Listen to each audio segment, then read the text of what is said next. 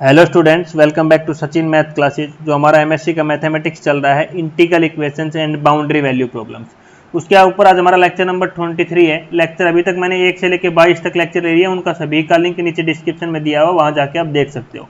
अगर आपको integral equation के नोट्स चाहिए, उसकी पीडीएफ चाहिए, तो मेरे टेलीग्राम चैनल नीचे डिस्क्रिप्शन में लिंक दिया हुआ, वहाँ जाके आप ले सकते हो। ठीक है बेटा, आज का जो लेक्चर है, आज का लेक्चर है हमारा कोची टाइप इंटीग्रल। एग्जाम में ये टॉपिक है ना बेटा, बहुत लंबा टॉपिक है। अप्रोक्सीमेट आप एग्जाम में लिखने बैठोगे तो आपका 15 से 25 मिनट के बीच में लगेगा। सबकी स्पीड अलग अलग है, आधा घंटा भी ले लेगा क्योंकि कैलकुलेशन वर्क भी है इसमें। लेकिन इसमें से क्वेश्चन आता ही आता है। अगर एग्जाम में आया state and prove Cauchy type integral या state and define Cauchy type integral, तो आपका आएगा ये 12 नंबर में बेटा। दूसरा एग्जाम में क्या पूछ सकता है इसी क्वेश्चन को। इस क्वेश्चन में 5 क्वेश्चन बनते बेटा। पहले क्वेश्चन पे बताते हैं कि क्या है। पहला क्वेश्चन तो आ सकता है state and prove Cauchy type integral formula, ठीक है। दूसरा आएगा तो क्या आएगा, दूसरा आपसे पूछेगा प्लंज फॉर्मूला। अगर 3 नंबर में क्वेश्चन आएगा तो पूछ सकता है कि what is the Plemelj formula, तो आपको यहां तक प्रूव करके दिखाना है, ठीक है। मैं बताऊंगा तीसरा क्वेश्चन क्या आ सकता है। तीसरा देखो थोड़ा टाइम लगेगा डिस्प्ले पे आगे जाने के लिए क्योंकि बहुत ही लंबा टॉपिक है। तीसरा आपका जो आया हुआ है, लगभग 15 बार ये क्वेश्चन पूछ रखा है, पॉइंट केयर बैटरेंट्स ट्रांसफॉर्मेशन फॉर्मूला। ये एग्जाम में 10 बार पूछा जा चुका है सभी यूनिवर्सिटियों में, स्टेट, प्राइवेट, डिस्टेंस, सभी में Poincaré Bertrand transformation formula. But इस नाम से नहीं आता ये क्या आता है, ये फॉर्मूला जो इसका आगे मैं समझाऊंगा, इस नाम से तो 2-3 बार आया है, बट इसका जो रियल फॉर्मूला बनेगा उस नाम से ही बार बार एग्जाम में आ रहा है, ठीक है। एग्जाम में क्या है वो मैं आगे बताऊंगा किस से आ रहा है। तो ये टॉपिक आज का है ना, ये 15 मार्क्स के लिए बहुत ही इंपॉर्टेंट टॉपिक है। इसमें हम 3 टॉपिक कवर करेंगे आज बेटा, ठीक है। कोची टाइप इंटीग्रल फॉर्मूला और 2 मैंने अभी जो नाम बताए वो plunge formula and point care transformation formula. तो इसको बिना किसी देरी के, थोड़ा लंबा टॉपिक है, धीरे धीरे करेंगे, कोई मतलब टेंशन वाली बात यहाँ पे हमें नहीं होना चाहिए, ठीक है। सबसे पहले कोची टाइप इंटीग्रल, इसमें क्या है, द इंटीग्रल हमारा दिया हुआ है एफ जेड किसके इक्वल है, 1/2 pi iota integrals regular curve L. L क्या है हमारा, L is a regular curve, is called Cauchy type integral, ठीक है। एल क्या है हमारा, रेगुलर कर्व है, integral over close regular curve L. G tau, ये किसका साइन है, ट्याऊ, याद रखना किसका साइन है, tau, upon tau minus Z D tau. हमारा एफ जेड किसके इक्वल है बेटा, 1/2 pi iota integral over regular curve L, G tau upon tau minus Z D tau. इसको हमने इक्वेशन नंबर 1 लेट कर लिया है। एल क्या है हमारा, रेगुलर कर्व है, is called Cauchy type integral, ठीक है। अब पहले केस में हम क्या स्टडी करेंगे, we shall first study the case when L is called close contour. अभी आपको पता होना चाहिए क्लोज कंटूर क्या होता है। क्लोज कंटूर आपको पता है कोई भी क्लोज कर्व हो सकता है। क्लोज हमारा सर्कल भी हो सकता है, रेक्टेंगल भी हो सकता है, स्क्वायर भी हो सकता है। क्लोज मतलब पूरा बंद होना चाहिए, कंटूर मतलब किसी भी प्रकार की कोई शेप हो सकती है, जो कि मैंने आपको पिछली बार भी ये टॉपिक पढ़ाया था एमएससी फर्स्ट में। एमएससी का पहला मैथ था ना, उसमें मैंने ये टॉपिक आपको पढ़ाया था वहां पे भी, ठीक है। तो एल क्या है हमारा, कोई भी हम क्लोज कंटूर ले लेते, पहला केस स्टडी करें, इसके 2 केस स्टडी करेंगे, ठीक है। अभी पहला केस में हम क्या लेते हैं, क्लोज कंटूर ले लेते हैं L. We know that the form of theory of complex value function when GT. अब क्या बोल रहा है कि हम जानते हैं theory of complex value function. अब कॉम्प्लेक्स वैल्यू फंक्शन क्या होता है, ये आप फर्स्ट ईयर में पढ़ चुके हो। व्हेन जी ट्याऊ, जी ट्याऊ क्या बोला, जी ट्याऊ भी है होल्डर कंटिन्यूअस फंक्शन। जी ट्याऊ क्या है हमारा, होल्डर कंटिन्यूअस फंक्शन। अब आता है बात होल्डर कंटिन्यूअस फंक्शन क्या होता है। होल्डर कंटिन्यूअस फंक्शन मैंने लेक्चर नंबर 21 में पढ़ाया है आपको, और लेक्चर नंबर 20 में पढ़ाया है, वहां जाके आप देख सकते हो। And G tends in the arbitrary manner, G कहां तक जाएगा हमारा, arbitrary manner from inside and outside. जो हमारा क्लोज कंटूर है हमारा, इस प्रकार से मान लो सर्कल, जो भी तुम्हें मानना है मान लीजिए, बट क्लोज होना चाहिए। वो जो जड़ है हमारा कहां तक जाएगा, जो इनसाइड जो कंटूर है, इसके अंदर भी और इसके बाहर भी, ठीक है। ऑन दी कंटूर एल, ये हमारा कंटूर एल है, इसके अंदर जड़ हमारा कहां तक जाएगा, इसके अंदर भी जाएगा और बाहर भी जाएगा। टू दी पॉइंट टी, इसके को हम क्या ले, कोई पॉइंट क्या ले लेते हैं, T. On the contour then the integral 1 tends to the limit. अब जो इक्वेशन 1 है उसको कुछ इस प्रकार से हम लिख सकते हैं, क्या लिख सकते हैं, एफ प्लस टी, मतलब प्लस मतलब अंदर, is equal to 1/2 G T plus 1/2 pi iota integrals regular curve L से लेकर कहां तक जाएगा, asterisk G tau upon tau minus T. ठीक है, ये इनसाइड के लिए था। अभी आउटसाइड के लिए क्या है, नेगेटिव का साइन आ गया। सेम चीज रहेगी, यहाँ पे हमने नेगेटिव लिख दिया, यहाँ हमने पॉजिटिव लिख दिया, बाकी एज इट इज सेम रहेगा रेस्पेक्टिवली। इसको इक्वेशन 2 नाम दे दिया, इसको इक्वेशन 3 नाम दे दिया। ठीक है, अगला देखो इसी में द इक्वेशन 2 एंड 3, जो इक्वेशन 2 और 3 लिखी है मैंने, ये किसको बेटा क्या बोलते हैं हम, इज कॉल्ड प्लंज फॉर्मूला। अगर पूछ ले एग्जाम में state and prove Plemelj formula या what is the Plemelj formula, तो आपको सिंपल सा 2 नाम या 3 मार्क्स में पूछेगा, इससे ज्यादा नहीं पूछेगा, तो यहां तक आप करके छोड़ सकते हो। और थोड़ा और ज्यादा मतलब आपको बिल्कुल एग्जामिनर को खुश करना है तो क्या लिख देना यहाँ पे, जो F1 F पॉजिटिव टी है is called the first boundary value. क्या है, फर्स्ट बाउंड्री वैल्यू है with relates to the value of Cauchy integral inside the region of the boundary by L. मैंने बताया था इनसाइड है, और नेगेटिव है वो सेकंड बाउंड्री है F माइनस टी है, वो tends to the value of the outside region. जो क्लोज कंटूर था हमारा एल, एक इनसाइड है पॉजिटिव वाला, इनसाइड अंदर चला गया और आउटसाइड वाला बाहर है। मैंने यही आपको बताया था। तो एग्जाम में ज्यादा खुश करना है एग्जामिनर को तो यहां तक लिख दीजिए, आपका 3 में से 3/3 मिलेगा। ठीक है, अब मैं आगे का एक क्वेश्चन तो पहला आ सकता है कि state and prove Kochi integral formula, उसमें तो मैं लास्ट तक कराऊंगा, करना ही है। अब एग्जाम में एक यूनिवर्सिटी में पूछा था डिफाइन प्लंज फॉर्मूला या what is the Plemelj formula, तो आपको यहां तक करके दिखाना है। अभी आगे बढ़ते हैं अपनी टॉपिक के ऊपर। अभी हम लेट कर लेते हैं कि हमारा जो G1T है वो किसके इक्वल है, 1/2 pi iota integrals over regular curve L से लेके asterisk G tau upon tau minus T D tau. ये हमने इक्वेशन नंबर 4 मान ली। अभी हमने G1T माना है, अभी हम G2T और मानते हैं। देखो G और क्या मान लेट कर लेते हैं, G2T। G2T और G1T में क्या डिफरेंस है, जब G1T लिया तो यहाँ G ट्याऊ लिया है अपॉन ट्याऊ माइनस टी, ये सेम। जब हम G2T लेंगे तो यहाँ पे क्या हो जाएगा, 1/2 पाई आयोटा इंटीग्रल L से लेके एस्ट्रिक, यहाँ पे G1 ट्याऊ आ जाएगा अपॉन नीचे ट्याऊ माइनस टी डी ट्याऊ। क्या है, यहाँ पे क्या आ जाएगा, जब G2T लिया तो यहाँ पे क्या डिफरेंस है, ओनली हमारा ये डिफरेंस आएगा।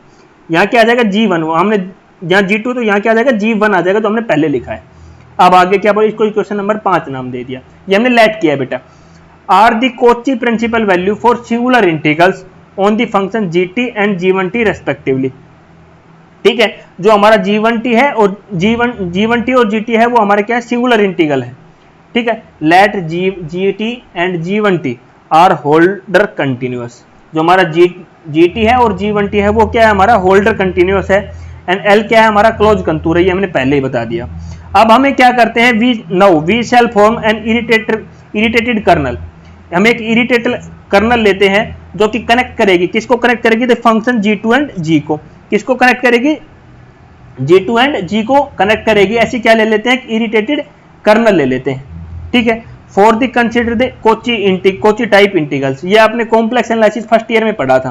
तो यहाँ हमने क्या कर लिया, कोची टाइप इंटीग्रल से हमने क्या लेट कर लिया कि FZ हमारा किसके इक्वल होता है, 1/2 pi iota integral regular curve L G tau upon tau minus Z D tau, sorry, इसको इक्वल 6 लिया। और ये हमने FZ लिया है, तो अभी F1Z जो मैंने सिमिलरली बताया था, F1Z हमारा किसके इक्वल हो जाएगा, is equal to 1/2 pi iota integral over regular curve L G1T। यहाँ G है तो यहाँ क्या आ जाएगा बेटा, G1T ट्याऊ, ट्याऊ minus Z D tau. ये हमने इक्वेशन नंबर 7 ले लिया। अभी आपको देखना है, जो हमने क्या करना है, जो प्लंज फॉर्मूला वाली इक्वेशन थी, इक्वेशन नंबर 2 का यूज करना है, एंड इक्वेशन 6 एंड इक्वेशन 7, जो ये 6 और 7 है इनकी से और इक्वेशन 2 की मदद से we get the limiting value. तो हमारा इस सब का यूज करेंगे तो हमारे एक इक्वेशन बनेगी। क्या इक्वेशन बनेगी, पहले हमें प्लस की इक्वेशन बनाएंगे। ठीक है, ये देखो F plus T is equal to किसके आएगा, 1/2 GT plus 1/2 pi iota integrals regular curve L से लेके asterisk G tau upon T minus tau minus T D tau. ये इन सभी की इक्वेशन की हेल्प से मदद से लिमिटिंग वैल्यू हम निकाल लेंगे। ठीक है, ये याद कर लेना, बस इतना आपको लिख देना है एग्जाम में। अभी क्या किया, F1 प्लस टी है, इसको मैं इस साइड लेके चला गया, तो हमारा क्या हो गया, F plus T minus 1/2 GT, इस साइड में हमारा ये बच गया। इसको मैंने इक्वेशन नंबर 8 नाम दे दिया। अब प्लस का निकाला है, एक हम F1 प्लस निकाल लेते हैं, क्योंकि हम सब जगह निकाल रहे हैं ना, FZ निकाला था, यहाँ F1Z निकाल रहे हैं, तो यहाँ F प्लस टी तो निकाल लिया, अभी F प्लस 1T और निकाल लेते हैं। तो सेम लिखेंगे, यहाँ पे ओनली ये चेंजेस हो जाएगा। क्या है, ओनली ये चेंजेस हो जाएगा, यहाँ पे ये चेंजेस हो जाएगा और ये चेंजेस, दो चीज चेंज होगा, कौन सा, ये वाला और ये वाला दोनों चेंजेस कर दिए, जहाँ 1 1 आ जाएगा दोनों की जगह 1 1 लिख दिया, इसको मैं इस साइड लेके गया, ये आ गया, इस साइड हमारा ये लेफ्ट बच गया, इसको इक्वेशन नंबर 9 नाम दे दिया है। ठीक, अब देखो अभी हमें क्या करना है, अभी 9 आ गया है, 8 आ गया है, अभी कंपेयर करना है 8 को, जो इक्वेशन नंबर 8 है इसको, और इक्वेशन 4 को, इक्वेशन 4 को, ये वाला इक्वेशन 4 का ये साइड आरएचएस साइड और इक्वेशन 8 का आरएचएस साइड दोनों सेम है। आप देखोगे ना ये दोनों आरएचएस क्या सेम है, तो ये किसके को G1T किसके इक्वल आ जाएगा, देखो चलते हैं आपको दिखाता हूं, दोनों का सेम है। इक्वेशन 8 देखो, इसका ये देखो बिल्कुल सेम है, तो ये किसके इक्वल आ, G1T किसके इक्वल आ जाएगा, इसके इक्वल आ जाएगा कंपेयर किया तो यहाँ पे G1T किसके इक्वल आ गया, इसके इक्वल आ गया। अभी हमें क्या करना है, रिलेशन 5 को और 9 को कंपेयर करना है, तो उन दोनों का ये दोनों साइड सेम है, तो ये किसके इक्वल आ जाएगा, G2T के इक्वल आ जाएगा। तो ये हमारा इक्वेशन नंबर 11 आ गया, ये हमारा 10 आ गया। यहां तक बिल्कुल मैथमेटिकल कैलकुलेशन है, इसमें कुछ नहीं है। अब क्या करना है, सब्ट्रैक्ट करना है, सब्ट्रैक्ट 10 इन 7, 10 और 7 का सब्ट्रैक्ट करना है, तो हमें क्या मिलेगा बेटा, ये इक्वेशन मिल जाएगी। यहाँ पे देखो ये हमें जब सब्ट्रैक्ट करेंगे 10 इन 7 तो ये हमें ये इक्वेशन मिल जाएगी, ये आपको याद रखनी है, वहां से सब्ट्रैक्ट करके आपको ये इक्वेशन मिलेगा। ठीक है, अब ये क्या है, ये जो भी हमारा इक्वेशन नंबर 12 आया है, ये फर्स्ट इंटीग्रल इक्वेशन आई है। हम जो पहले फर्स्ट केस किया था ना, फर्स्ट इंटीग्रल इक्वेशन आई है, इक्वेशन 12। इसमें fz क्या, fz is the density of f1 plus tau is the limiting value function of fz which is the regular inside L। अभी क्या करना है, we can use the Cauchy integral formula for second integral. अभी फिर दोबारा से Kochi integral formula use करेंगे और सेकंड इंटीग्रल निकालेंगे इन दी 1/2 of the integral of equation 6। उसका क्या रहेगा, इस इक्वेशन का 1/2 रहेगा। तो देयरफॉर हमारा f1z किसके हो जाएगा, 1/2 ऑफ f2z हो जाएगा। अरे बोला ना इन्हें 1/2 हो जाएगा, तो 1/2 ऑफ द f1z किसके इक्वल हो जाएगा, 1/2 ऑफ f2z के इक्वल हो जाएगा यहाँ पे। ठीक है, अब आगे देखते हैं। अभी जब हमने f ये निकाला है f1z, तो f1 प्लस z निकाल लेंगे। प्लस में क्या है, यहाँ पे प्लस आ जाएगा, बेस्ट, बाकी कुछ सब कुछ सेम रहेगा। अब क्या करना है, इक्वेशन 10 13, इक्वेशन नंबर 10 का और 13 का हमें 11th में यूज करना है। मतलब 13 में क्या है, f1 प्लस t की वैल्यू है, और 10 में क्या है हमारा G1T है। किस में यूज करना है इन इक्वेशंस का, इक्वेशन नंबर 11 में। देखो इक्वेशन नंबर 11 में इसकी वैल्यू पुट कर दो, सॉरी इसकी G1T की वैल्यू कर दो, f1t प्लस की वैल्यू पुट कर दो। ये हमने पुट कर दी यहाँ पे, जब पुट किया तो हमारा ये आया। ठीक है, इसको सोल्व करके लिखा तो किसके इक्वल आ गया, 1/4 GT के इक्वल आ गया। ठीक है, तो G2T हमारा किसके इक्वल आ गया, 1/4 GT के इक्वल आ गया। इसको हमने क्या नाम दे दिया, इक्वेशन नंबर 14 नाम दे दिया। विच is the required irritating formula between G2 and G। ये क्या है, एक रिक्वायर्ड फॉर्मूला जो हमने निकाला था, हमने बताया था ना, इसके G2 एंड G के बीच में हम इरिटेटिंग लेंगे, इरिटेटेड करना लिया था और हमने बताया था इनके बीच में हमारा जो रिलेशन है उसको हमें फाइंड करना है, तो वो हमारा ये आ गया। अब जो इक्वेशन 14 है उसको कुछ इस प्रकार से भी हम लिख सकते हैं, जो कि मैंने यहाँ पे लिखा हुआ है। इक्वेशन 14 को हम इस प्रकार से लिख सकते हैं, जो कि मैंने आपके सामने लिखा हुआ है। ठीक है, ये आपको याद रखनी है, कुछ इसमें समझाने वाली चीज बेटा नहीं है। जब इस इक्वेशन को इस प्रकार से लिख सकते हैं, तो ये इक्वेशन 15 है, इसी को हम बेटा बोलते हैं पॉइंट केयर बेटनर ट्रांसफॉर्मेशन फॉर्मूला। अब 90% एग्जाम में ये आता है, या फिर ये इक्वेशन है जो आपको दिख रही है ना, ये लिखी आ जाती है। 99.9% एग्जाम में ये इक्वेशन लिखी हो जाती है ना। ये पूछता पॉइंट केयर बेटनर ट्रांसफॉर्मेशन फॉर्मूला, ये 1% यूनिवर्सिटी में पूछता है। अब ये इक्वेशन कोई एग्जामिनर आपको बताएगा नहीं, मतलब पढ़ाने वाला टीचर्स बताएगा नहीं कि भाई ये आ सकता है। तो याद रखना, ये आपको स्टेट एंड प्रूव आती है, state and prove this in that, तो आपको ये लिखना है। ठीक है, अब जो ये फॉर्मूला इक्वेशन 15 है बेटा, ये क्या है, परमिसेबल नहीं है इंटीग्रेशन के ऑर्डर को चेंज करने के लिए, वरना इसको ऑर्डर ऑफ इंटीग्रेशन चेंज करके इसको लिख देते, क्योंकि डबल इंटीग्रेशन आ गया। तो ये क्या बोलता है कि ये फॉर्मूला हमें ऑर्डर ऑफ इंटीग्रेशन चेंज करने की परमिशन नहीं देता है। ठीक है, उसके बाद देखो भाई नहीं देता है तो we can change the order of integration, then LHS of the equation is given as. जो इसका एलएचएस है उसको हम इस प्रकार कुछ ना कुछ तो करना पड़ेगा, इसको एलएचएस को सोल्व करना पड़ेगा हमारा, ये वाले को इसको सोल्व करना है, तो भाई हमने ये एलएचएस ले लिया। अब इसको इंटीग्रल को सोल्व करना है, तो आपने इनडेफिनेट इंटीग्रल तो पढ़ाई है क्लास 12th में भाई। अगर किसी को ये स्टेप समझ नहीं है ना, कमेंट में मेरे को एक बार बताना, मैं उस बच्चे को आराम से इसका नोट्स, एक और नोट्स है मेरे पास हैंड वाले, उसमें मैंने इसको पूरा डीप से लिखा हुआ है, वो भी दे दूंगा आपको। ठीक है, तो इसको हमने इस वाले को याद रखो, इस वाले को बोल रहा हूँ बेटा, जो स्क्वायर बॉक्स में मैंने बनाया हुआ है, रेक्टेंगल बॉक्स में मैंने बनाया हुआ, इसको मैंने सोल्व किया इंडेफिनेट इंटीग्रल वाले फॉर्मूले से। क्या है हमारा, रहता है 1/x माइनस ए एक्स माइनस बी वाले फॉर्मूले से बेटा, उस वाले फॉर्मूले से मैंने इसको यूज किया है dx। उस ये वाला फॉर्मूला हमने इंटीग्रल का यहाँ लगाया, इसका देखो यहाँ पे लगा रखा, तो इसका सॉल्यूशन बेटा ये आ जाएगा। ये क्या है, आ गया and by Cauchy integral formula. ये कहाँ से आया बेटा, ये किसके इक्वल आ जाएगा, जीरो। जब इसको सोल्व करोगे ना ऐसे लिख के, ये हमारा किसके इक्वल आ जाएगा बेटा, जीरो के इक्वल आ जाएगा। जब ये हमारा जीरो के इक्वल आ गया तो पूरा जीरो ही हो जाएगा हमारा। तो हमारा F A is equal to 1/2 pi integral close contour C F Z upon Z minus A D Z. ये कहाँ से आया बेटा हमारा, देखो भाई कोची इंटीग्रल फॉर्मूला। अब कोची इंटीग्रल फॉर्मूला आपने कहाँ पढ़ा था, एमएससी में पढ़ा था। कौन सी बुक में, कॉम्प्लेक्स एनालिसिस बुक में। ये कहाँ से आया, कॉम्प्लेक्स एनालिसिस बुक से आया। अब जब ये आया तो एफ ए की वैल्यू क्या हो जाती है, 1 हो जाती है। जब एफ ए की वैल्यू हुआ तो 1/2 pi iota F Z Z minus A close contour C D Z. इसको मैंने इस साइड भेज दिया, तो 2 pi iota is equal to integration close contour C F Z upon Z minus A D Z. तो हमारा जो thus the relation 16 is equal to the 0। तो इक्वेशन 16 है जो हमने यहाँ पे लिखा है, एक सेकेंड बेटा, तो 16 है, ये तो हमारा इसका 0 आ गया था, इसका ये हमने सोल्व किया, एलएचएस लिया, ये तो हमारा 0 आ गया। जब ये पूरा 0 आया 15 में, तो ये भी 0 के इक्वल हो जाएगा, देखो equal to 0। Not 1/4 G2 is as equal to equation 15।